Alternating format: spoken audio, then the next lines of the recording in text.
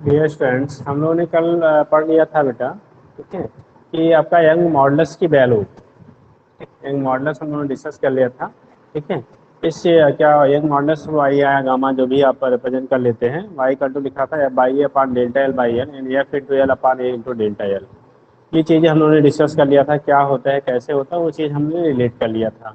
तो young models को जब लिखा था तो लिखा था हम लोगों ने क्या, जो स्ट्रेस अपान क्या स्ट्रेन की जो वैल्यू थी उसको सब्स्टिट्यूट करके आपने निकाल लिया था। ठीक, तो उसी को normal stress upon longitudinal strain कह लेते थे, स्पेशली जब हम लोगों ने एक मॉडल डिस्कस किया था। ठीक है, वो रिलेशन आ गया था। बात ये आता है बाबू कि अगर कोई भी वायर है, एक मॉडल्स के यही कॉन्सेप्ट को यूज करके, क्योंकि हम लोग वहाँ पे इलांगेशन के लिए आप लोग अप्लाई करते थे। ठीक है, जैसे मान लो ये रॉड है, इसको आप फोर्स अप्लाई करके इसकी लेंथ को चेंज करें, इंक्रीज करें, तो उसके लिए हम लोगों ने उसको यूज किया था। यहाँ पे जो कंडीशन हमारा बन रहा है, ठीक है, सिमिलर केस पे, कि अगर कोई वायर है बेटा, अगर उस वायर की लेंथ को आप इंक्रीज करते हैं, इंक्रीज करेंगे, अगर वायर को आप खींचेंगे, ठीक है, उसकी लेंथ में इंक्रीजमेंट करेंगे बेटा, तो आपको वर्क करना पड़ेगा। ठीक, तो वर्क डन कितना होता है, वर्क डन इन स्ट्रेचिंग या वायर, कोई भी वायर अगर आपके है उसको आपको स्ट्रेच करना है। स्ट्रेच करना मतलब उसकी लेंथ में इंक्रीजमेंट करना है, उसकी लेंथ को बढ़ाना है, तो हमें कितना वर्क करना पड़ेगा, ये चीज़ हमें डिटरमाइन करनी होती है। Work done in stretching a wire. ठीक, देखो केस क्या होता है बेटा, सपोज कि एक वायर है,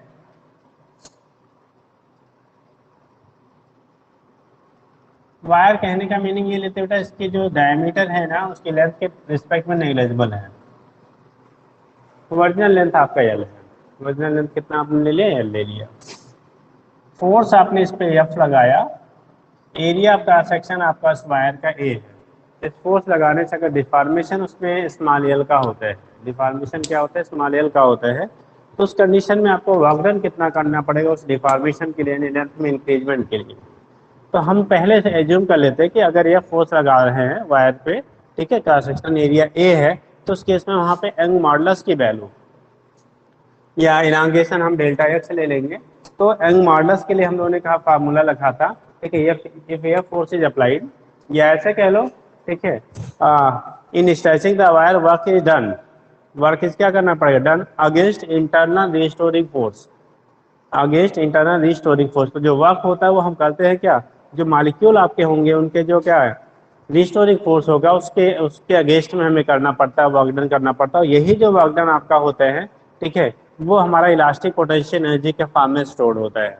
वही वर्कडन जो होगा बेटा इलास्टिक पोटेंशियल एनर्जी के फॉर्म में, या उसकी को स्ट्रेन एनर्जी के फॉर्म में हम कह रहे थे स्टोर होता है। तो बोला जाता है इन stretching a wire work is done against क्या, कौन सा, इंटरनल रिस्टोरिंग फोर्स, मतलब उनके मालिक्यूल के बीच में जो रिस्टोरिंग फोर्स लग रहा है उसके अगेंस्ट में हम वर्क करते हैं।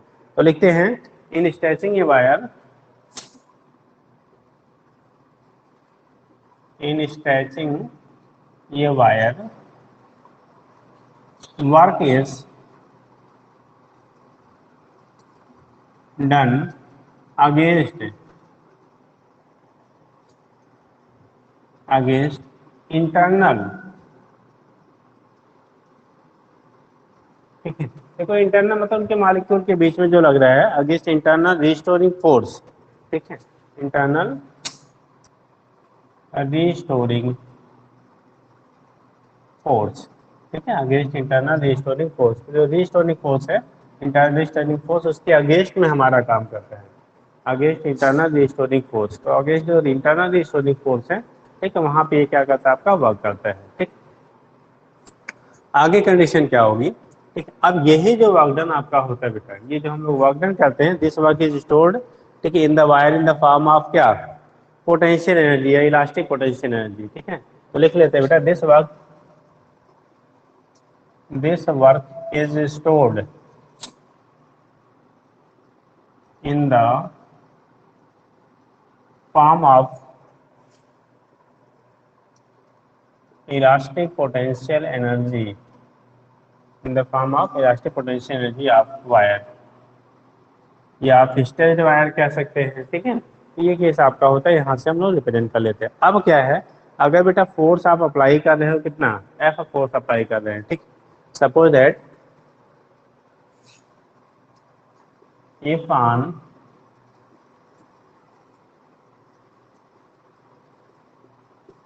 Applying force F on wire of length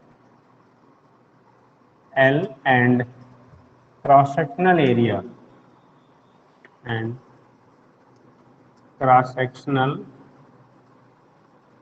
area A, due to which wire stretched stretched through x. अगर उसमें इलांगेशन जो होता है बेटा, अगर आपने उस पर फोर्स अप्लाई किया तो अगर यक्स का इलांगेशन आपका हो रहा है, ठीक है, तो हम लोग पढ़े थे बेटा यंग मॉडुलस। यंग मॉडुलस पर आता है F by A upon delta L upon L. तो डेल्टा एल की जगह पे यहाँ पे हम लोग यक्स ले रहे हैं, क्योंकि अभी अभी इंटीग्रेट करेंगे, इसलिए यक्स के टर्म में ले रहे हैं बेटा। वही लिमिट आप बाद में एल के टर्म में ले लेंगे। तो यहाँ पे वाई की वैल्यू हो जाएगी बेटा स्ट्रेस अपान क्या, स्ट्रेन के बराबर होगा। स्ट्रेस की जो वैल्यू होती है वो हम लोग लिखते हैं बाई ए अपान, यहाँ पे चेंज इन लेंथ एक्स है, ओरिजिनल लेंथ एल लिया है, तो वैल्यू होगी बेटा F into L upon A into x. ठीक, अब यहाँ से एफ की वैल्यू अगर निकालेंगे फोर्स, तो ये क्रॉस मल्टीप्लाई होगा Y A into x upon L के बराबर होगा। कितना फोर्स वहाँ अप्लाई करें, फोर्स के लिए हमने रिलेशन वहाँ अप्लाई कर लिया। ठीक, अब अगर कहा जाए ठीक कि वर्क डन, अगर एडिशनल उसमें आपको डीएक्स इंक्रीजमेंट करना है, ठीक है, तो बोला जाता है the work done for an additional increase in length DX in the wire. ठीक, the work done for an additional increase in length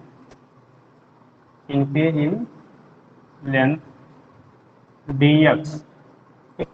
तो ये होगा बेटा डी डब्ल्यू की जो वैल्यू होगी ये एफ इंटू डी एक्स के बराबर हो जाएगा।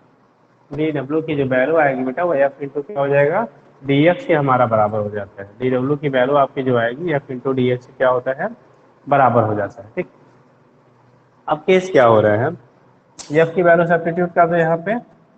एफ की वैल्यू देखिए हमारा आया है Y A into x upon L into D x. ठीक, जो हमें लेंथ में इंक्रीजमेंट करना है, ठीक है, लेंथ में जो इंक्रीजमेंट करना है, अगर मान लो स्मॉल एन करना है, ठीक है, तो उस केस में क्या होगा। ठीक, तो लिखेंगे hence total work done increasing the length by L, hence total work done, hence total work done in increasing the length by L. अगर एल लेंथ हो बेटा इंक्रीज करता है, increasing the length by L, L length अगर वो increase कर रहा है, आपका कितना लेंथ, एल लेंथ की इंक्रीजमेंट हो रही है, तो वर्कडन की वैल्यू लिमिट हमारा हो जाएगा W equal to integration zero to L small L लिया, zero to L. Suppose that इसकी लेंथ में जो इंक्रीजमेंट हो रहा है बेटा ना, एक्चुअल जो इंक्रीजमेंट हम लोग ले रहे हैं, सपोज दैट वो एल है,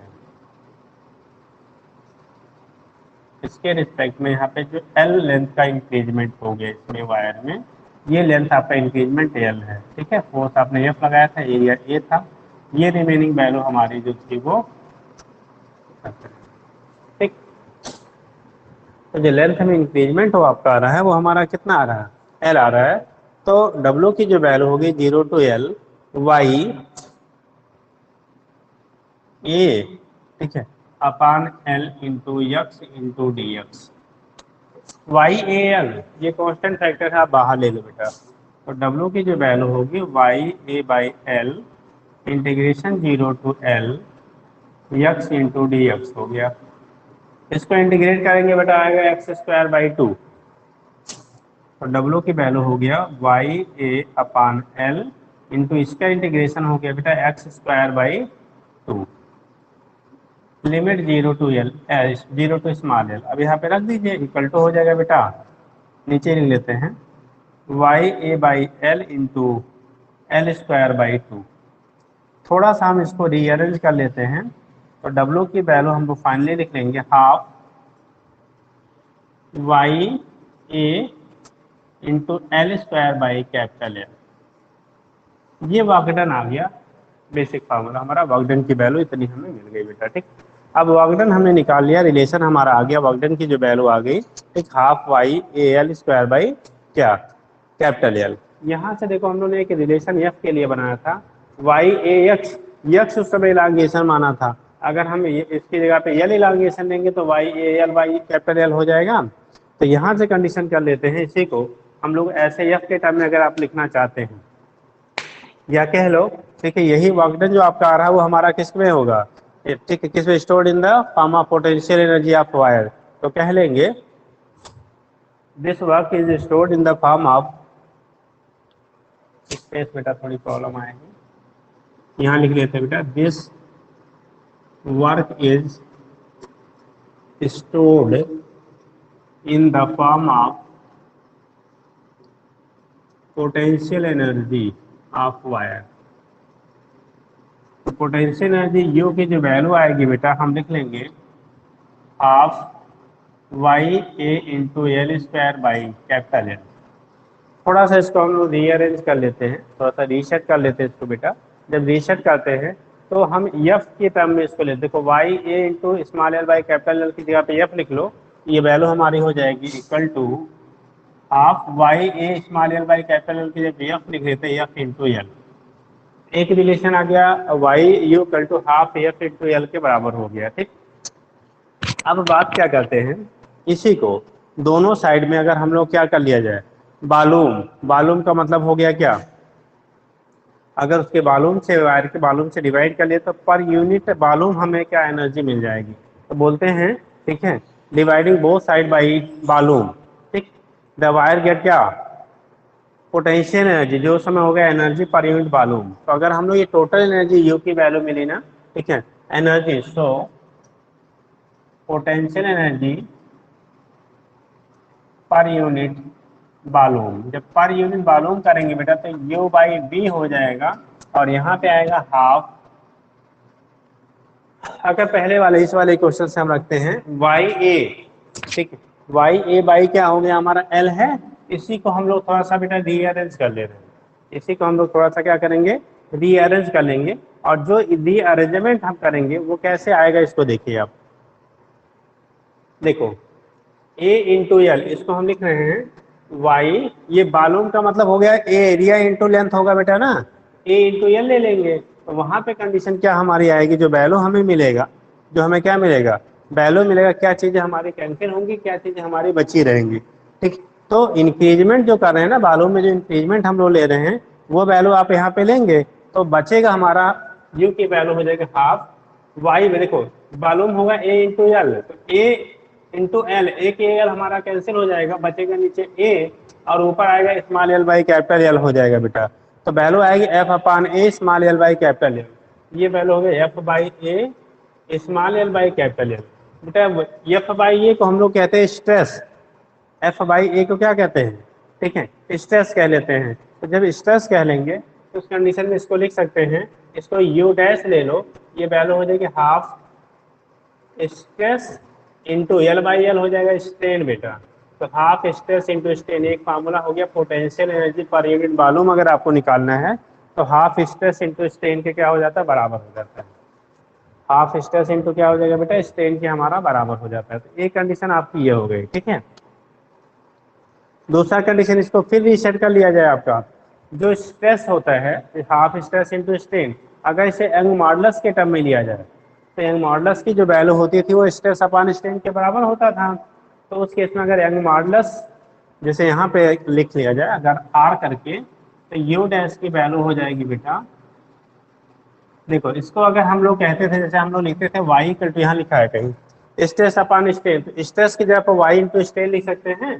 देखो वाई इंटू स्ट्रेन हो जाएगा बेटा, तो स्ट्रेस की जगह पर हम लिख ले रहे हैं हाफ वाई इंटू स्ट्रेन, और अगेन आपका स्ट्रेन है तो स्ट्रेन इंटू स्ट्रेन ये हो जाएगा मल्टीप्लाई, तो मिल जाएगा यू डैश की वैल्यू आएगी हाफ वाई इंटू बेटा स्ट्रेन का स्क्वायर, स्ट्रेन का क्या हो जाएगा स्क्वायर। एक रिलेशन हमारा ये मिल जाता है, एक रिलेशन हमारा बेटा क्या स्ट्रेन के टर्म में और यंग मॉडुलस के टर्म में मिल गया, एक स्ट्रेस और एक स्ट्रेन के टर्म में मिल गया। अगर इसी को रीअरेंज फिर से कर लिया जाए, स्ट्रेस के टर्म में तब क्या मिलेगा, देखो आर करके फिर लिखो, ये एक आर हो गया, अगेन इसको आर करके आप लिखेंगे तो यू डैश की वैल्यू आएगी हाफ। देखो यहाँ से स्ट्रेन की जगह पे जैसे ये था stress Y equal to stress upon strain, तो stress equal to strain equal to लिखेंगे स्ट्रेस अपान क्या वाई हो जाएगा। ठीक, तो यहाँ से कर लेते हैं इसे क्वेश्चन से फिर से, half stress into stress upon Young modulus Y. देखो ये स्ट्रेस का स्क्वायर होगा तो ये वैल्यू मिल जाएगा U dash equal to half stress का स्क्वायर बेटा अपान यंग मॉडुलस वाई। तो हमारे पास इतने रिलेशन बन गए पोटेंशियल एनर्जी पर यूनिट, लेकिन ये कंडीशन है टोटल पोटेंशियल एनर्जी का बेटा। ये जो हमारा फार्मूला था ये टोटल पोटेंशियल एनर्जी के लिए हम लोगों ने लिखा था, ये टोटल पोटेंशियल एनर्जी आपकी है। ये potential energy per unit volume के लिए हम लोग लिख रहे हैं, तब आ रहा हाफ स्ट्रेस इंटू स्ट्रेन एक फार्मूला, दूसरा half young modulus into strain का स्क्वायर, तीसरा हो गया हाफ स्ट्रेस का स्क्वायर अपॉन यंग मॉडुलस।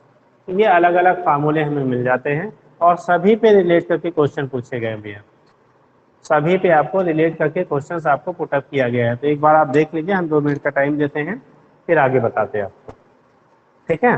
तो अलग अलग आपके फार्मूले हो गए इसके, कोई वायर को अगर स्ट्रेस करते हैं तो फिर पोटेंशियल एनर्जी के जो डिफरेंट फार्मूले हमारे बनेंगे यहाँ से हम लोग रिप्रेजेंट कर लेते हैं, ठीक। तो एक बार आप फिर से पूरा देख लीजिए, ठीक है, फिर हम इसको हटाएं इरेज करें।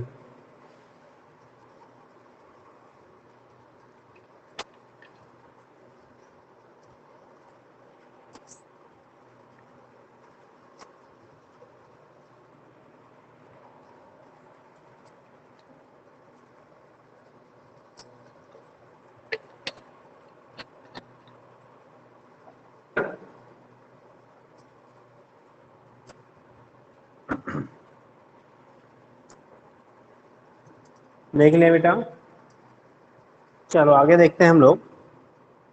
ये तो कंडीशन हम लोगों ने जो पढ़ा वो है जब आप क्या निकाल रहे हो, कोई भी अगर वायर है, वायर को आप स्ट्रेच करते हो, ठीक है, तो उस केस में आपको कितना वर्क करना पड़ेगा, या जो वर्क करेंगे वही उसकी पोटेंशियल एनर्जी के फॉर्म में क्या होगा, वायर के स्टोर्ड होगा। तो डिफरेंट हमें फार्मूले मिल गए बेटा, अलग अलग आपको यहाँ से क्या मिल जाता है, फार्मूला मिल जाता है। बेसिक फार्मूला हम लोगों ने लिखा था, टोटल जो पोटेंशियल एनर्जी टोटल आपका होगा वो हो गया half Y into A into L square by capital L, या half into F into L लिख लिया। एफ है जो फोर्स आप अप्लाई करेंगे, स्मॉल एल जो है उसमें इलांगेशन जो हो रहा था, चेंजिंग लेंथ था, तो डायरेक्ट वहाँ से निकाल लेते। लेकिन जब पर यूनिट वॉल्यूम के टर्म में आपने रिलेशन निकाला तो देखो 3 रिलेशन मिला, एक ये मिला बेटा, एक हो गया पर यूनिट वॉल्यूम के जब टर्म में हम लोग ले रहे हैं तो हाफ स्ट्रेस इंटू स्ट्रेन, और अगर टोटल आप लेंगे टोटल कितना होगा वॉल्यूम में, तो half stress into strain into volume कर लीजिएगा आप। अगर कहा जाए टोटल पोटेंशियल एनर्जी कितनी होगी तो जितना वॉल्यूम आपका होगा उसको मल्टीप्लाई कर देना यार, half stress into strain into volume. अगर हम इसको यंग मॉडुलस और स्ट्रेन के टर्म में लिखा, हमने फार्मूला रीअरेंज किया तो half young modulus into strain का स्क्वायर कर लिया। तीसरा, अगर आप स्ट्रेस और यंग मॉडुलस के टर्म में इसी फार्मूले को रीअरेंज फिर से किया दोबारा तो आपका रिलेशन बन गया, ठीक है, क्या, हाफ स्ट्रेस का स्क्वायर अपान क्या यंग मॉडुलस हो गया। तो ये हमारे डिफरेंट फार्मूले हो जाते हैं, ये आपके डिफरेंट डिफरेंट क्या हो जाते हैं बेटा, फार्मूले हो जाते हैं, क्या होंगे कैसे होंगे उसके बेस पे आपका यहाँ से रिप्रेजेंटेशन हो जाता है, उसके बेस पे आपका यहाँ से क्या होगा, आपका रिप्रेजेंटेशन हो जाता है, कैसे हैं क्या है वहाँ से आप दिखा लेते हो, ठीक, कोई दिक्कत तो नहीं बेटा। चलिए इतना आप समझ गए बेटा, यंग मॉडुलस के बेस पे कैसे करेंगे क्या करेंगे, ठीक है, ये चीज़ें हम डिटरमाइन कर लेते हैं। अभी एक चीज़ और आता है बेटा, ब्रेकिंग ऑफ वायर। फिलहाल हम लोग ये आगे पढ़ेंगे ना, ठीक है, ब्रेकिंग ऑफ वायर अभी जब पढ़ेंगे, जब आप लोग पढ़ लेंगे क्या, किसी वायर को जब स्ट्रेच करते हैं, जब हम किसी वायर को क्या करते हैं, स्ट्रेच करते हैं, तो वहाँ पे क्या बनता है ग्राफ, स्ट्रेस स्ट्रेन कर्व हम लोग पढ़ते हैं, तो वहाँ पे ब्रेकिंग पॉइंट वगैरह आप डिस्कस करेंगे हम लोग, ठीक है। तब उसके बाद फिर हम लोग यहाँ पे बात करेंगे ब्रेकिंग ऑफ वायर, या ऐसे भी आप डायरेक्ट भी कर सकते हो, ऐसा कोई बहुत वहाँ से वो नहीं है। लेकिन देखो ब्रेक करने का मतलब क्या होता है समझ लीजिए, ठीक। तो ब्रेकिंग ऑफ वायर का मतलब क्या है, जैसे इस वायर को हम खींच रहे हैं, मान लो ये वायर है, वायर को आप खींच रहे हो बेटा, तो खींचेंगे एक लिमिट तक ये बढ़ेगा, उसके बाद टूट जाता है, उसके बाद टूट जाता है। यानी कि जब तक उनके बीच का जो लगने वाला मॉलिक्यूलर फोर्सेज आपके हैं, जब तक मॉलिक्यूलर फोर्स जो उस पर डेवलप हो रहा है उसकी वैल्यू बेटा, ठीक है, आपकी उसको रिटेन करने की टेंडेंसी है शेप को, तब तक तो मेंटेन करेगा, ठीक है। उसके बाद क्या करेगा, वो स्ट्रेच होगा और फाइनली क्या करता है, आपका ब्रेक कर जाता है। ब्रेक करने का मतलब वहां पे उनके बीच जो लगने वाला फोर्स ऑफ इंटरेक्शन है अब वो लूज कर देता है, ठीक है। तो वहां पे ब्रेकिंग हो जाती है, ठीक है, वहां पे क्या हो जाती है, ब्रेकिंग हो जाती है। तो इस केस में क्या होता है, एक मैक्सिमम लिमिट दी जाती है, उस लिमिट से अगर ज़्यादा आप अप्लाई करेंगे तो वो आप जो भी ऑब्जेक्ट आपका है वो आपका ब्रेक कर जाएगा। जो भी आपका ऑब्जेक्ट है, जो भी आपने लिया है, वो हमारा क्या वायर है या रॉड है, जो भी लेते हैं वो ब्रेक कर जाता है। इसीलिए हर चीज़ की एक लिमिट होती है, कितना उस पर आप वेट अप्लाई कर सकते हैं, कितना फोर्स अप्लाई कर सकते हैं, कितना लोड अप्लाई कर सकते हैं, उसके अकॉर्डिंग हम लोग कहते हैं, ठीक है। तो ये चीज़ आपकी होती है, यहाँ से हम रिप्रेजेंट कर लेते हैं क्या होगा कैसे होगा। अगर एरिया, मान लो आपको एरिया जो आपका है वायर का, जैसे यही लिया, एरिया की वैल्यू अगर ए है, एरिया की वैल्यू हमारे क्रॉस सेक्शनल ए है, ठीक है। तो उस कंडीशन में अगर ब्रेकिंग फोर्स को हम बात करते हैं, क्या बात करते हैं, ब्रेकिंग फोर्स। अगर एफ की वैल्यू आपको निकालना है, ब्रेकिंग फोर्स की जो वैल्यू हमें होती है, तो अगर आपका वहाँ पे क्या हो गया, एफ की वैल्यू आपको निकालनी है, तो वहाँ पे एक कांस्टेंट फैक्टर हम ले लेते हैं, ठीक है। और जो आपकी वहाँ पे एरिया है, तो ब्रेकिंग फोर्स एफ की जो वैल्यू होती है वो कहते हैं टी इंटू ए। टी यहाँ पे एक कांस्टेंट लेते हैं, जैसे प्रोपोर्शनलिटी कांस्टेंट लेते हैं बेटा, और इसकी वैल्यू अलग अलग मटेरियल के लिए हमारी जो होती है वो अलग अलग होगी। उसी को हम लोग कहते हैं breaking stress, also known as क्या कहलाता है, ब्रेकिंग स्ट्रेस कहलाता है, ठीक है। तो डिफरेंट मटेरियल के लिए जो ब्रेकिंग स्ट्रेस की वैल्यू होती है, ब्रेकिंग स्ट्रेस मतलब जितना ब्रेक करने के लिए मैक्सिमम स्ट्रेस की रिक्वायरमेंट होगी वो ब्रेकिंग स्ट्रेस कहलाएगा। तो उसके बेस में हम दिखा देते हैं बेटा, तो breaking force equal to breaking stress into area of cross section, ठीक। तो ये होता है। अब एरिया, अगर रेडियस आपको दिया गया है, मान लो ये वायर है या रॉड है, इसका रेडियस क्रॉस सेक्शन एरिया का रेडियस दिया गया है, तो वहाँ पे एरिया निकाल लेंगे, पाई आर स्क्वायर रख देंगे बेटा। तो उसके टर्म में हम लोग कन्वर्ट कर लेते हैं क्या होगा कैसे होगा, रिप्रेजेंटेशन आपका हो जाता है बेटा, ठीक है। तो वहाँ पे कितना वेट हम अप्लाई कर सकते हैं या कितना फोर्स अप्लाई कर सकते हैं जिससे वो ब्रेक कर जाए या जिससे ब्रेक ना हो। ब्रेक ना होने का मतलब मैक्सिमम लिमिट तक जो रहेगा वो नहीं ब्रेक होगा, उससे जैसे लिमिट को क्रॉस करेगा उस केस में क्या करता है, वो ब्रेक कर जाता है। तो वो चीज़ें कई फैक्टर्स पे हम लोग दिखाते हैं। एक तो जैसे अगर आपको डेंसिटी वगैरह दी गई है वायर का, तो वहाँ पे लिखा रहता है कितना इलांगेशन आपका होगा, ठीक है। इलांगेशन के लिए जब निकालते हैं तो उस केस में आपका होता है लेंथ जो रॉड का है अपने वेट की वजह से कब वो ब्रेक कर जाएगा, तो वहाँ पे हो जाता है टी अपॉन डी इंटू जी। जो आपका वहाँ पे हम लोगों ने ब्रेकिंग स्ट्रेस लिया, ब्रेकिंग स्ट्रेस अपान हो जाता है डेंसिटी इंटू जी के बराबर हो जाता है। तो अलग अलग केसेस में होता है। फिलहाल आप कॉन्सेप्ट याद रखिएगा कि ब्रेक करने के लिए जो मैक्सिमम बियरिंग कैपेसिटी है उससे ज़्यादा अगर आप उसमें क्या वेट अप्लाई करेंगे, फोर्स अप्लाई करेंगे, तो वायर जो आपका होता है वो ब्रेक कर जाता है। उस कंडीशन में वायर जो होगा आपका ब्रेक करेगा। अगर ब्रेकिंग फोर्स चाहिए और उसमें ब्रेकिंग स्ट्रेस दिया गया है, तो ब्रेकिंग फोर्स इक्वल टू होता है breaking stress into area, into क्या होगा उसका एरिया ऑफ क्रॉस सेक्शन से हम मल्टीप्लाई करके वैल्यू निकाल लेते हैं बेटा। तो ये तो केस आपका होता है। और कहीं अगर ओन लेंथ की वजह से आपकी ब्रेकिंग की बात होती है, लेंथ ऑफ वायर, ठीक है, breaking by its own weight, अगर कोई वायर है अपने वेट से लटकाओगे ना तो लटकता जाएगा लटकता जाएगा। एक कंडीशन ऐसा है कि जैसे जैसे आपका उसका लेंथ बढ़ाएंगे, जैसे जैसे हम लोग क्या करेंगे उसकी लेंथ बढ़ाएंगे बेटा, तो लेंथ के इंक्रीजमेंट के साथ साथ उसका वेट बढ़ता जाएगा ना, तो अपर रीजन में जो वेट आपका अप्लाई हो रहा है, टेंशन डेवलप होगा, उसकी वैल्यू बढ़ती जाएगी। उस केस में पूछा जाता है कितना आपको अपने वेट की वजह से कोई चीज़ अगर ब्रेक कर रहा है तो सिचुएशन क्या होगा कैसे होगा, वहां से हम लोग रिप्रेजेंट करते हैं बेटा, ठीक। हेलो, हाँ बेटा, तो देखो यहाँ पे कंडीशन क्या हो रहा था आपका, ठीक है, कि क्या होगा कैसे होगा, यहाँ से आप रिप्रेजेंट कर लेते हैं, ठीक। तो उसकी ब्रेकिंग की हम बात करते हैं, ब्रेकिंग के लिए बात कर रहे थे, ठीक है, कि कितना, जैसे आपको कोई भी चीज़ है, ठीक है, अपने लोड की वजह से टूट, जैसे मान लो ऐसे सपोज कर लो ये वायर था बेटा, फिर ये वायर है, ऐसे हमने मान लो इलांगेशन उसका बढ़ाते गए। जब बढ़ाते जाएंगे ना तो इसका वेट जो होगा वो ऊपर लगने वाला बढ़ता जाएगा। वेट भाई क्या होगा, जैसे जब आप ऐड करते जाओगे लेंथ बढ़ाते जाए बढ़ता जाएगा। तो एक सिचुएशन ऐसा है कि अपने वेट की वजह से ही वायर क्या करता है, ब्रेक कर जाता है। अपने वेट की वजह से ही वायर हमारा क्या होता है, ब्रेक कर जाता है। उस कंडीशन में कितना लेंथ चाहिए, ठीक है। तो कंडीशन आपकी आती है लेंथ ऑफ द वायर, ठीक है, for breaking by due to its weight. यहाँ पे हम लिख लेते बेटा, ऐसा सा एक लाइन में समझा देते, बहुत ज़्यादा नहीं है, फिर थोड़ा ध्यान रखेंगे अगर कहीं आता है।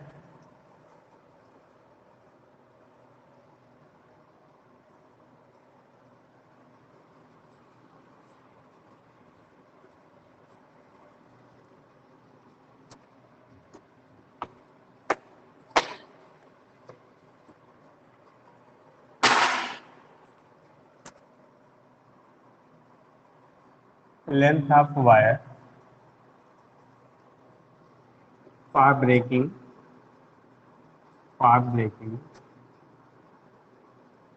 Due to its own weight due to its own wait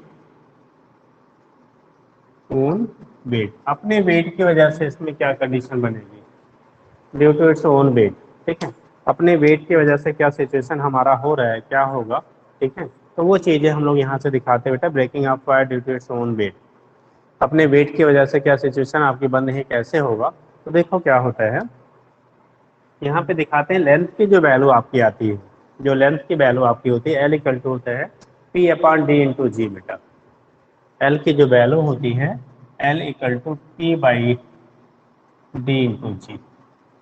formula थोड़ा सा याद रखिएगा। ठीक है, एल की जो वैल्यू होगी, ठीक है, एल की वैल्यू आपकी होगी पी अपान क्या, डी इंटू जी। पी जो होता है बेटा इसे ब्रेकिंग स्ट्रेस कह लेते हैं हम लोग। पी जो यहाँ पे होता है उसे हम लोग क्या नाम देते हैं, ब्रेकिंग स्ट्रेस कह लेते हैं। ठीक है, तो कंडीशन क्या होता है, इसे कहते हैं पी को ब्रेकिंग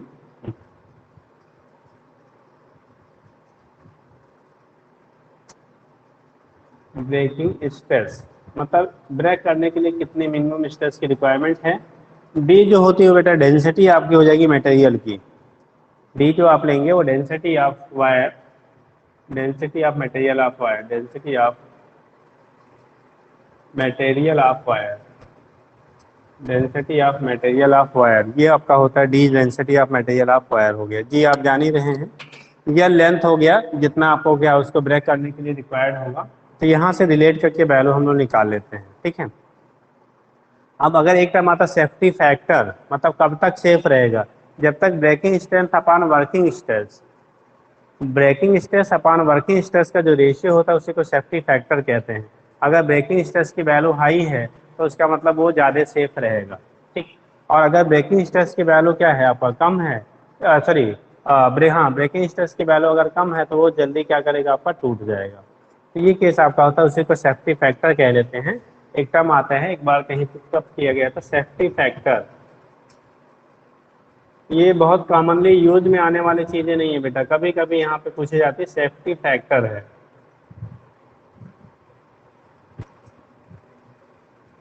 सेफ्टी फैक्टर मतलब सेफ रहने के लिए, मतलब वो टूटे ना, सेफ्टी के लिए कितना आपका क्या फैक्टर होता है। तो सेफ्टी फैक्टर की जो वैल्यू होती है बोलते बेटा breaking stress upon working stress, इसका जो फार्मूला बनता है breaking stress upon working stress के बराबर हो जाता है। ये होता है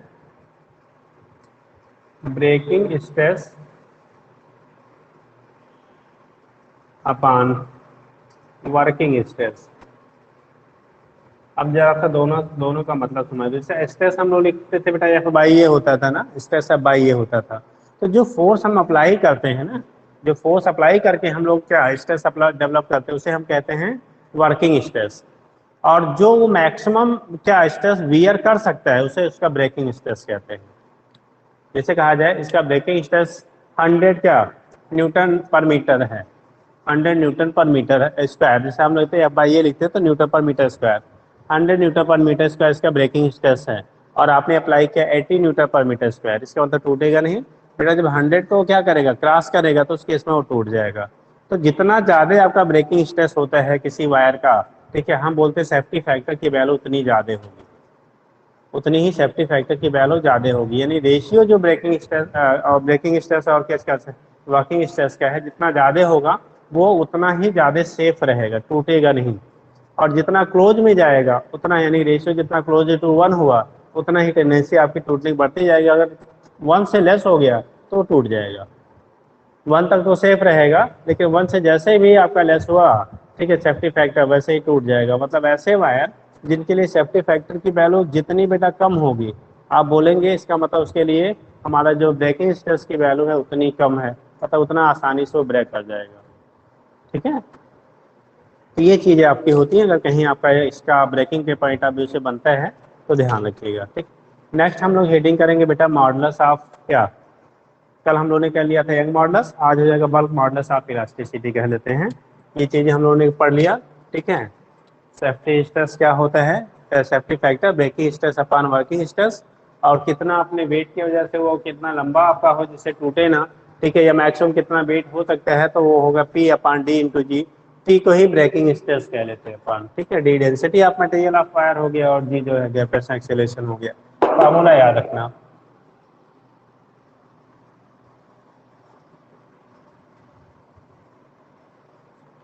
चलिए नेक्स्ट हम लोग बात करते हैं बेटा, अगला जो कंडीशन हमारा बनता है बल्क मॉडुलस ऑफ इलास्टिसिटी का।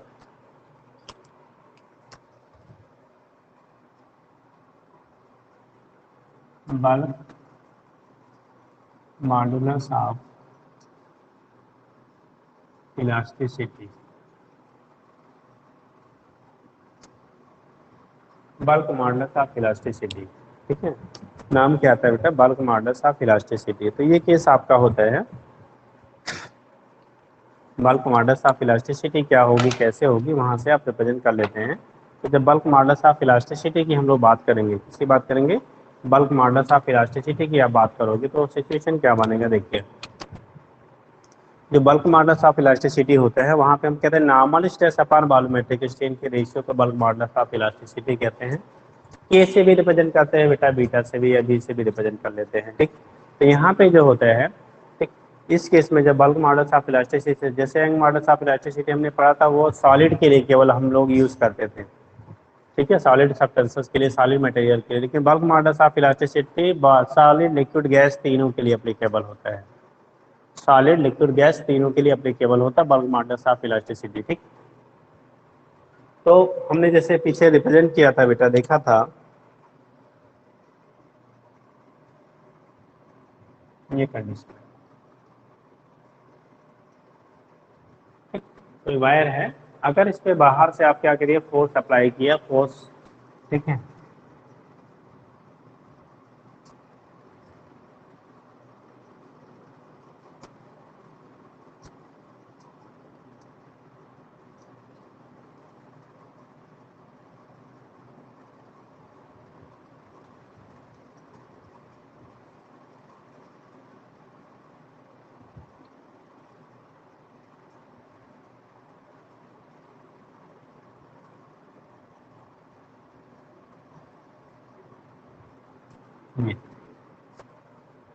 जब बाहर से आपने फोर्स अप्लाई किया, दैट मींस जो प्रेशर अप्लाई किया, तो उसके बालों में आपकी चेंजेस आएंगे। सपोज दैट जो चेंज इन वॉल्यूम है बेटा, ये डेल्टा वी है, बचा हुआ volume we minus delta we बचेगा, ठीक है। आपने फोर्स अप्लाई किया, पूरा एरिया आपका सेक्शन या प्रेशर, फोर्स कह लो प्रेशर कह लो, फोर्स पॉइंट एरिया जब हम प्रेशर उसे कह लेंगे। तो इस कंडीशन में क्या होता है कि इसकी वजह से वॉल्यूम हमारा कंप्रेस किया, वॉल्यूम हमारा क्या हुआ, कंप्रेस किया, ठीक। तो बोला जाता है, जब लिखा है क्या बल्क मॉडुलस ऑफ रिजिडिटी क्या होगा, बोला जाता है ratio of normal stress to the volumetric strain is called bulk modulus of क्या, इलास्टिसिटी। तो लिखते हैं रेशियो ऑफ, थोड़ा इधर से कर लेते बेटा, आधा बोर्ड रह जाता है।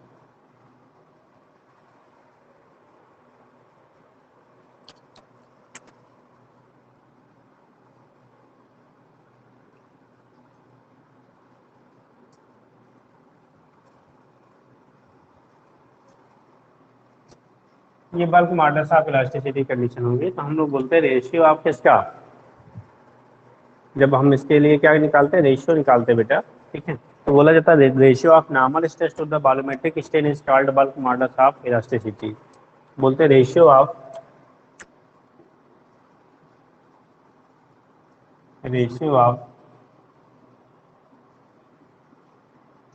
Normal stress, normal stress to the volumetric strain, volumetric strain, volumetric strain है बेटा, चलो यहाँ लिख लेते हैं, volumetric strain is called bulk modulus of elasticity, called bulk modulus of elasticity. इसी को हम लोग नाम देते हैं बेटा बल्क मॉडुलस ऑफ इलास्टिसिटी कह लेते हैं, जिससे known as bulk modulus of elasticity, ठीक। अब दिखाएंगे कैसे बेटा, इसको के से भी दिखाते हैं, बीटा से भी दिखाते हैं। तो जो रिप्रेजेंटेशन होता है के एंड बीटा बोथ से करते हैं, ठीक है। तो यहाँ पे रिप्रेजेंट करते हैं के आर बीटा, ठीक। तो जब लिखेंगे बल्क मॉडुलस ऑफ इलास्टिसिटी तो के की वैल्यू या बीटा की जो वैल्यू होगी normal stress upon volumetric strain कह लेते हैं। तो ये लिखते हैं बेटा, के इक्वल टू हो जाएगा normal stress upon volumetric strain.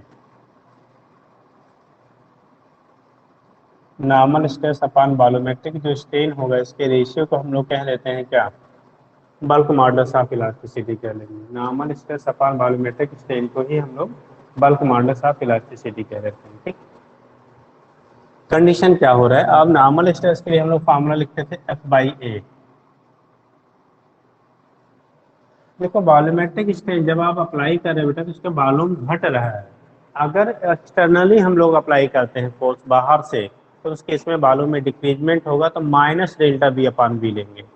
अगर इंटरनल या अंदर से प्रेशर डेवलप किया जाता है, फोर्स अप्लाई किया जाता है, तो वहाँ पे वॉल्यूम में अगर इंक्रीजमेंट हो रहा है तो प्लस आप ले लेंगे डेल्टा बी अपान बी ले लीजिएगा, ठीक। लेकिन क्योंकि यहाँ पे हम लोग बाहर से अप्लाई कर रहे हैं, कंप्रेशन हो रहा है, तो लिखेंगे माइनस डेल्टा बी अपान बी। ये वॉल्यूम स्ट्रेन हो गया। इसको ऊपर शिफ्ट कर दीजिए तो के की वैल्यू आ जाएगी बेटा F into V upon minus F into V upon A into delta B. A into delta B के बराबर आ गया। तो ये हमारा फार्मूला हो गया। और एक चीज़ चूँकि यहाँ पे हम फोर्स यूनिफॉर्मली अप्लाई कर रहे हैं सारे पूरे सरफेस एरिया पे, तो एफ वाई ए को हम प्रेशर भी कह लेते हैं बेटा। यहाँ पे एफ वाई ए को हम लोग दूसरा नाम क्या दे लेते हैं, प्रेशर भी टर्म दे लेते हैं, ठीक।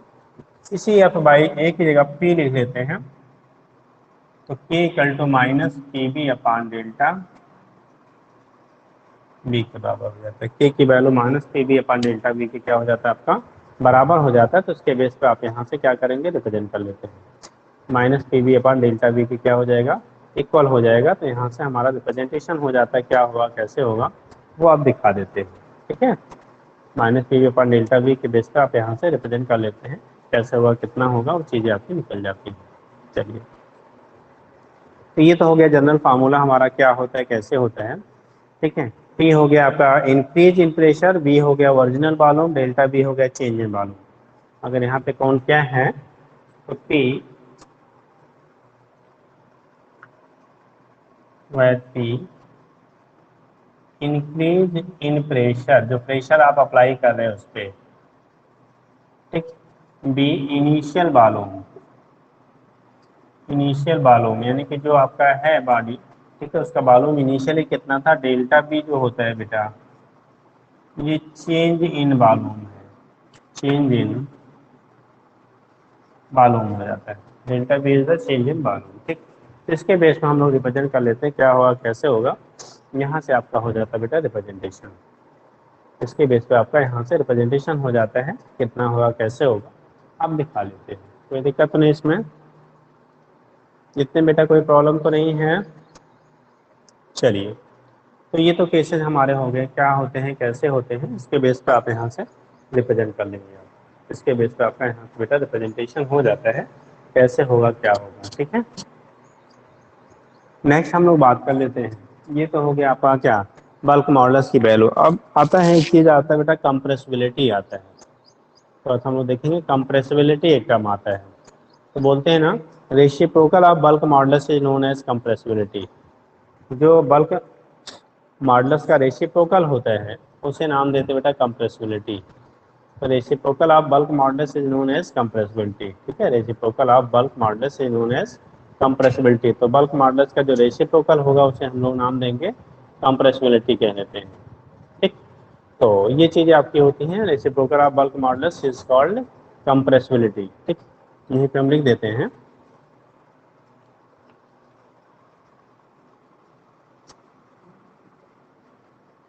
Reciprocal of bulk modulus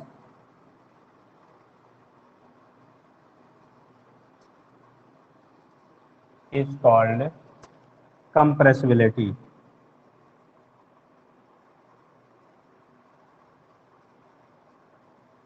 reciprocal of bulk modulus is called compressibility, ठीक है। जो बल्क मॉडुलस का रेसिप्रोकल होता है उसे हम लोग नाम क्या देते हैं, कंप्रेसिबिलिटी कह देते हैं। Reciprocal of bulk modulus is known as compressibility. ठीक, तो यहाँ से आप डिटरमाइन कर लेते बेटा क्या होता है। तो reciprocal of bulk modulus is called compressibility, this is known as compressibility. तो इसी को आप कंप्रेसिबिलिटी कह रहे हो बेटा। ठीक, रेसिप्रोकल जो आपका होगा बल्क मॉडुलस का उसे नाम क्या देंगे आप, कंप्रेसिबिलिटी कह लेंगे। ठीक, चलिए, तो ये केस आपका होता है। यहाँ से आपका कैसे होगा, अब देखो कंप्रेसिबिलिटी की वैल्यू अगर हाई है, सुन लीजिए, कंप्रेसिबिलिटी की वैल्यू अगर हाई है, ठीक है, इसका मतलब क्या होता है, उसे हम उस ऑब्जेक्ट को उतना ही क्या इजीली कंप्रेस करेंगे या टिपिकली करेंगे, कोई लोग बताएंगे। अगर कहा जाए कंप्रेसिबिलिटी हाई है तो इसका मतलब क्या हुआ, सोच के बताइए, एक सेकेंड।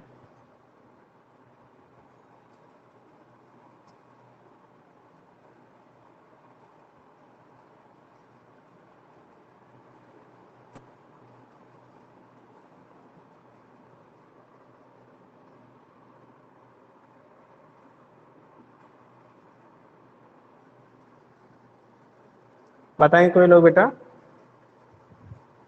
जो कंप्रेसिबिलिटी आपकी होगी वो क्या होगा, किसके लिए ज्यादा होगा किसके लिए कम, सॉलिड लिक्विड गैस, कौन मोर कंप्रेसिबल होगा। सुनो भाई, कंप्रेसिबिलिटी का मतलब जितना ज्यादा आप उसको हम क्या कर सकते हैं, कंप्रेस कर सकते हैं। ठीक है, अगर सॉलिड लिक्विड और गैस लेते हैं और तीनों पे इक्वल हम लोग क्या फोर्स अप्लाई करें या प्रेशर अप्लाई करें, तो बेटा सबसे ज्यादा कंप्रेस कौन सा होगा, रियल सी बात है गैसेज होती है। गैस में कंप्रेसिबिलिटी की जो वैल्यू आपकी होती है बेटा वो सबसे ज़्यादा गैसेज में होती है। सबसे हाईएस्ट किस में आएगी, आपको गैस में आएगी। फिर आपका क्या होता है, सेकंड फैक्टर पे हम लोग लेते हैं तो लिक्विड, और सबसे कम जो कंप्रेसिबिलिटी होती है वो सॉलिड में होती है।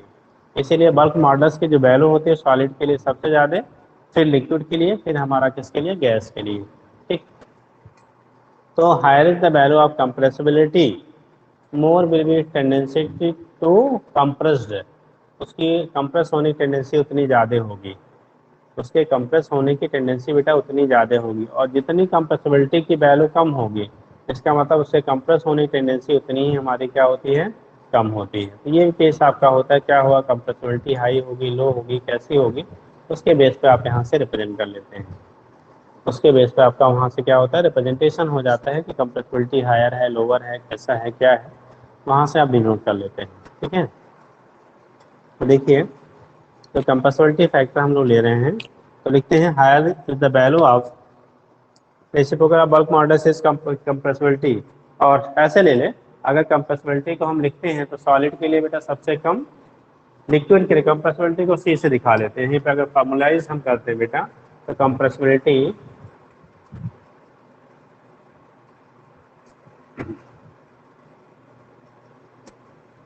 सी की वैल्यू जो होती है 1/, बल्क मॉडुलस के क्या हो जाएगा, बराबर हो जाएगा। दिख रहा है कि नहीं दिख रहा है बेटा, बिल्कुल इससे लिख दे कलर थोड़ा सा ही। कंप्रेसिबिलिटी सी की वैल्यू जो होती है 1/k के क्या हो जाएगा, बराबर हो जाएगा। ठीक है, तो जो कंप्रेसिबिलिटी आपकी होती है वो हमारा किसके रेसिप्रोकल हो गया, ठीक है, बल्क मॉडुलस के रेसिप्रोकल हो गया। ठीक, तो यहाँ से दिखा देते हैं। अब अगर कंप्रेसिबिलिटी जो बात करते हैं, सॉलिड के लिए कंप्रेसिबिलिटी सबसे कम होगी। ठीक है, तो अगर सी सॉलिड ले लिया जाए, order C solid is less than C liquid और is less than C gas, इसका मतलब कंप्रेसिबिलिटी सबसे ज़्यादा किसके लिए होगा, गैस के लिए। दैट मीन्स बल्क मॉडुलस की वैल्यू सबसे कम किसके लिए होगी, तो आप बोलोगे गैस के लिए। जिसके लिए कंप्रेसिबिलिटी हाई, उसके लिए बल्क मॉडुलस की वैल्यू उतनी ही क्या हो जाएगी, कम हो जाएगी। तो ये होता है बेटा, हम यहाँ से दिखा देते हैं कंप्रेसिबिलिटी और इसमें रिलेशन। और चूंकि हम लोग के की value P B upon delta V लिखा था ना, P B upon delta V, ठीक है, फिलहाल यहाँ साइन से नहीं मतलब है, यही आगे हम लिख सकते हैं equal to delta V upon P into V के क्या हो जाएगा, बराबर हो जाएगा। ठीक है, तो अगर फार्मूलाइज हमें करना है तो यहाँ से हम लोग डिनोट कर लेते हैं बेटा, कंप्रेसिबिलिटी से equal to 1/k equal to delta V upon P into V के क्या हो जाएगा, बराबर हो जाएगा। यहाँ से आप रिप्रेजेंट कर लेते हैं, इसके बेस पे आपका क्या होगा बेटा, रिप्रेजेंटेशन हो जाता है। यूनिट अगर लिखेंगे तो देखो यहाँ पे यूनिट आप लिखेंगे ना, तो इसका एसआई यूनिट जो होगा ये आएगा न्यूटन बेटा पर मीटर, वही जो हमारा किसका होता था, स्ट्रेस का होता था, वही आपका यहाँ पे बोला था ना, young models, bulk models, shear models कोई भी हो, हमेशा हमारा जो फार्मूला यूनिट आएगी वो सेम आएगा, न्यूटन पर मीटर। ठीक। और डायमेंशन एम एल के पावर -1। ठीक। एक मिनट, मीटर स्क्वायर है, मीटर पर मीटर स्क्वायर। और डायमेंशन हो जाएगा एम एल के पावर -1 टी के पावर -2। यहाँ पे अगर यूनिट डायमेंशन लिखते हैं हम लोग, तो डायमेंशन की जो वैल्यू आएगी इसकी एम एल के पावर -1 और टी के पावर -2। डायमेंशन हो गया एम एल के पावर -1 टी के पावर -2। एसआई यूनिट हो गया न्यूटन पर मीटर स्क्वायर। एसआई जो यूनिट हो रही है वो न्यूटन पर मीटर स्क्वायर के क्या हो जाएगा, बराबर हो जाएगा। तो यहाँ से आप रिप्रेजेंट कर लेते हैं। तो एक हो गया एसआई यूनिट न्यूटन पर मीटर स्क्वायर, डायमेंशन की वैल्यू हो गई एम एल के, क्या एम एल के पावर -1 टी के पावर -2 हो गया। क्लियर है इतना? चलिए ठीक बेटा, तो ये तो हो गया हमारा कंप्रेसिबिलिटी, और इसके बेस पे क्या होगा, कैसे होगा, यहाँ से रिप्रेजेंटेशन आपका हो जाता है। इसके बेस पे रिप्रेजेंटेशन आपका हो जाता है। ठीक। आगे अब देखेंगे बेटा हम। ठीक है। तो ये तो, और दूसरी चीज होती है कि आपका जो कंप्रेसर एडियाबेटिक जो हम लोग लेते हैं यहाँ पे बेटा, जो बल्क मॉडल्स होता है, दो कैटेगरी में हम लोग बांट लेते हैं। एक होता है आइसोथर्मल इलास्टिसिटी, इसी के बेस पे बोल लेते हैं, और एक होता है एडियाबेटिक। ठीक है। तो उस केस में इलास्टिक जो प्रॉपर्टीज आपकी आती है, एक आइसोथर्मल कंडीशन, मतलब जब टेम्परेचर कांस्टेंट रखा जाए, एक जब प्रेशर आपको कांस्टेंट रखते हैं, इन दोनों का जो रेशियो होता है उसी को हम लोग कह देते हैं बेटा गामा। और क्या जो वैल्यू हमारी आ रही है, क्या एडियाबेटिक अपान आइसोथर्मल की वैल्यू जो होती है वो गामा टाइम होती है। और चूंकि गामा की वैल्यू सभी गैसेस के लिए बेटा मोर देन 1 होता है, तो गैसियस सिस्टम के लिए जब बात करते हैं, एडियाबेटिक कंप्रेस क्या इलास्टिसिटी अपान आइसोथर्मल इलास्टिसिटी, एडियाबेटिक इलास्टिसिटी अपान आइसोथर्मल इलास्टिसिटी की वैल्यू गामा के बराबर होता है। यहीं पे एक लाइन हम लिख लेते हैं,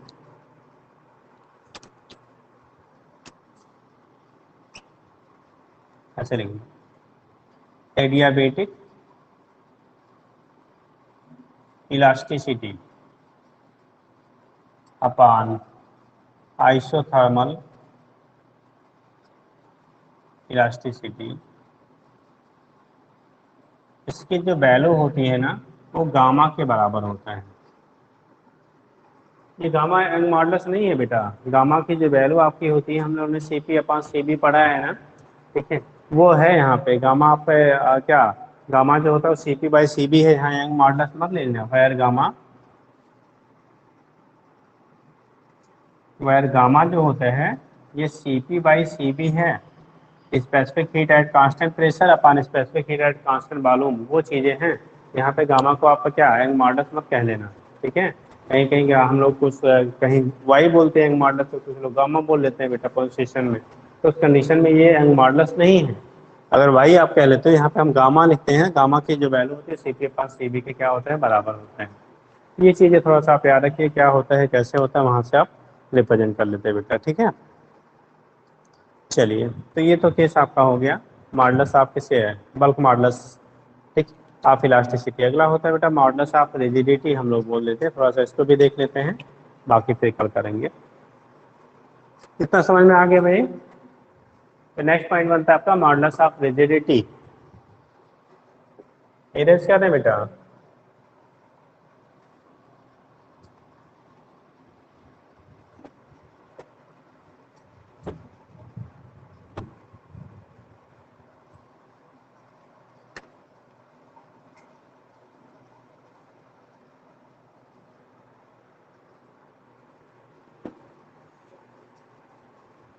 चलिए, तो नेक्स्ट हम बात करते हैं मॉडल्स ऑफ रिजिडिटी की बेटा। मॉडल्स आप किसकी बात करते हैं? रिजिडिटी की बात करते हैं। तो क्या होता है, कैसे होता है, ज़रा देखेंगे आप। तो जब मॉडल्स ऑफ रिजिडिटी आप देखोगे ना,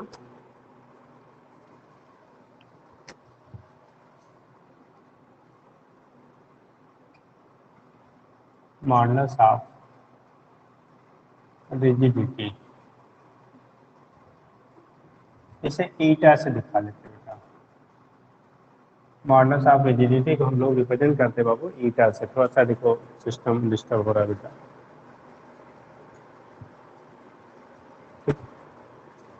वायर कभी कभी स्ट्रेस हो जाता है, तो होल्डर जो है इसका टेढ़ा हो जाता है। चलिए देखिए, तो मॉडल्स ऑफ हम लोग बात कर रहे हैं किसके, रिजिडिटी की। जब मॉडल्स ऑफ आप रिजिडिटी की बात करते हैं, तो उस कंडीशन में क्या होगा, ये हम सॉलिड की, जैसे हम लोगों ने यंग मॉडुलस पढ़ा था, तो वो भी हमारे सॉलिड के लिए होता है। ऐसे मॉडुलस ऑफ रिजिडिटी जो होती है ये सॉलिड के लिए हम लोग एक्सप्लेन करते हैं, लिक्विड और गैस के लिए नहीं होते हैं। तो केवल बल्क मॉडुलस ऑफ इलास्टिसिटी वही जो है सॉलिड लिक्विड गैसों के लिए, तीनों के लिए एप्लीकेबल होता है। मॉडुलस ऑफ रिजिडिटी और मॉडुलस ऑफ क्या यंग मॉडुलस ऑफ इलास्टिसिटी, ये दोनों स्पेशली हम लोग बेटा लेते हैं सॉलिड के लिए। किसके लिए लेते हैं? सॉलिड के लिए।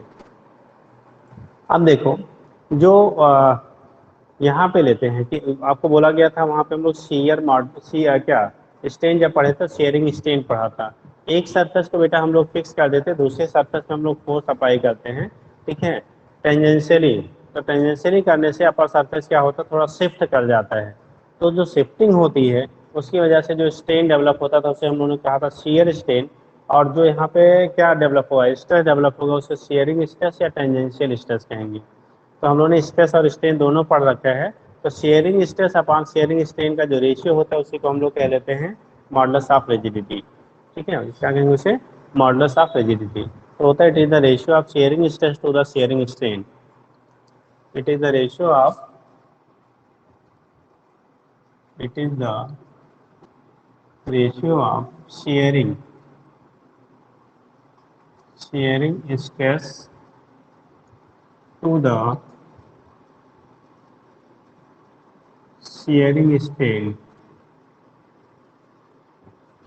Sharing stress to the shearing strain. तो शेयरिंग स्ट्रेस और शेयरिंग स्ट्रेन का जो रेशियो होता है उसे कह लिया बेटा मॉडुलस ऑफ हम लोगों ने क्या, रिजिडिटी। ठीक है, तो लिखेंगे मॉडुलस ऑफ रिजिडिटी ईटा जो होता है, ईटा इक्वल टू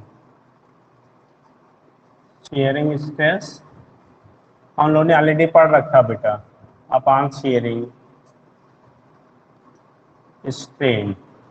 और शेयरिंग स्ट्रेस फार्मूला तो वही आएगा बेटा, एफ बाई ए। हम लोगों ने वहाँ लिखा था एफ बाई क्या, ए लेते थे शेयरिंग स्ट्रेस के लिए। और जब शेयरिंग स्ट्रेन लिया था आपने, एक्स बाई एल लिया था। एक्स वहाँ पे लेंथ जो हमारी शिफ्टिंग होती थी। तो जब यहाँ पे लिखेंगे तो वैल्यू आती थी बेटा एफ बाई ए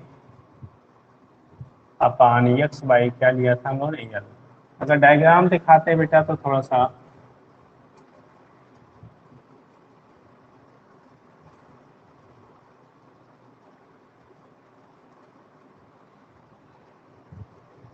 इसमें क्या करते थे हम लोग, एक सरफेस को फिक्स कर देते थे बेटा। एक सरफेस जो हमारा होता था उसे हम लोग फिक्स कर देते थे। इस पे टेंजेंशियल फोर्स एफ लगाते थे। मान लो इसका एरिया का सेक्शन हमारा ए है, ठीक है, इसकी लेंथ हमारी सारी एल एल है, ठीक है। इसकी वजह से यहाँ पे चेंजेस ये इधर की तरफ हमारा शिफ्ट कर जाता था। मान लो शिफ्टिंग की जो वैल्यू हमारी हो रही है, ये इस तरह से हमारा क्या होता था, शिफ्टिंग हो जाती थी बेटा।